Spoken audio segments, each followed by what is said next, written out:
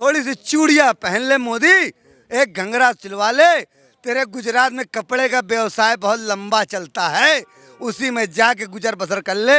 राहुल मेरे देश का प्रधानमंत्री बनने जा रहा है। अपनी बीवी का जेवर बेच के रमाबाई में, जब गुजरात मुख्यमंत्री थे नरेंद्र मोदी, तो मैंने अपनी बीवी का जेवर बेच के 2000 पब्लिक ले जाके उनका नामांकन किया था। क्यों भाई साहब? भाजपा ने सबसे पहली काम तो जो युवा आवाज लगाते थे, आवाज उठाते थे, उनका रक्त लेके उनका एनर्जी कम करने का काम किया। कांग्रेस में जब से आए हैं तब से हमारा आधा पागलपन खत्म हो गया है।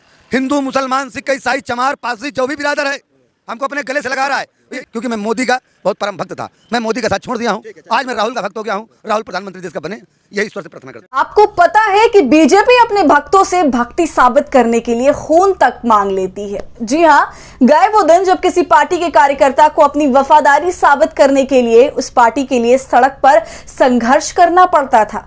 बाहुबली कार्यकर्ता हो तो पैसों के दम पर पार्टी में जगह बना लेता था, लेकिन बाकी का तो पता नहीं। लेकिन 20 साल तक भाजपा भक्ति में डूबे रहे एक पूर्व बीजेपी कार्यकर्ता ने तो ऑन कैमरा यही बताया है कि बीजेपी में जब सेवा के बाद उसने इच्छा अपने उत्थान की रखी तो बीजेपी ने उसका 4 बोतल खून ही मांग लिया। नमस्कार, आदाब, आप देख रहे खबर अड्डा और आपके साथ मैं हूं सुम्बुलीरम। वैसे तो बीजेपी से दूर होने वाले नेताओं की हाल के दिनों में कोई कमी है नहीं, लेकिन हम आपके लिए बीजेपी के एक ऐसे कार्यकर्ता को लेकर आए हैं जिनका कहना है कि 20 साल की सेवा करने के बाद उनका अब बीजेपी से मोहभंग हो चुका है। हाल ही में जनाब का यह कहता वीडियो वायरल हुआ था कि बीजेपी के राज में जनता का सिर्फ पैजामा फटा है, लेकिन कोई फायदा बीजेपी के सरकार में आने से लोगों को नहीं हुआ है। अब यही पूर्व बीजेपी कार्यकर्ता का आरोप है कि जिस पार्टी के लिए उन्होंने अपनी बीवी तक के गहने बेच दिए और गहने बेचकर पार्टी के लिए लोग इकट्ठा किए, कार्यक्रम से लेकर कई तैयारियों पर खर्च किए, वही पार्टी उनकी निष्ठा का मजाक बनाने लगी, जिसके बाद इन्होंने पार्टी का साथ ही छोड़ दिया।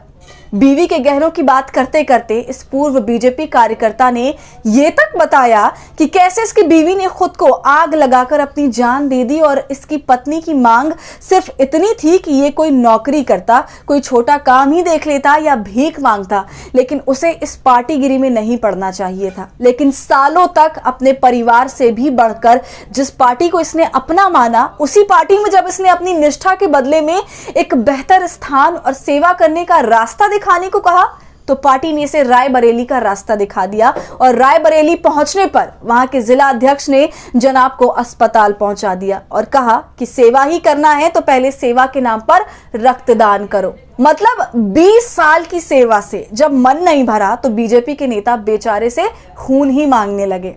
और मजे की बात यह है कि बेचारे ने पहले भी 3 बोतल खून दान दे रखा था, लेकिन फिर उसके रायबरेली पहुंचने पर 1 बोतल खून इसके शरीर से और खींच लिया गया। मतलब बीवी के गहने से लेकर अपने खून तक से सेवा करना भी बीजेपी की निगाहों में काफी नहीं है। खैर, अब जनाब जाकर कांग्रेस में अपनी आस्था समर्पित कर रहे हैं और इनका मानना है कि अब कहीं जाकर इन्हें अब सब समाज के लोग इज्जत की निगाह से देखने लगे हैं।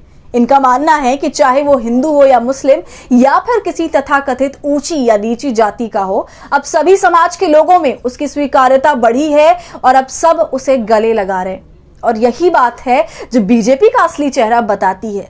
बात यह है कि बीजेपी अब जमीन पर सिर्फ किसी एक संप्रदाय विशेष की बनने के चक्कर में कई समाज में अपनी जमीन खो चुकी है।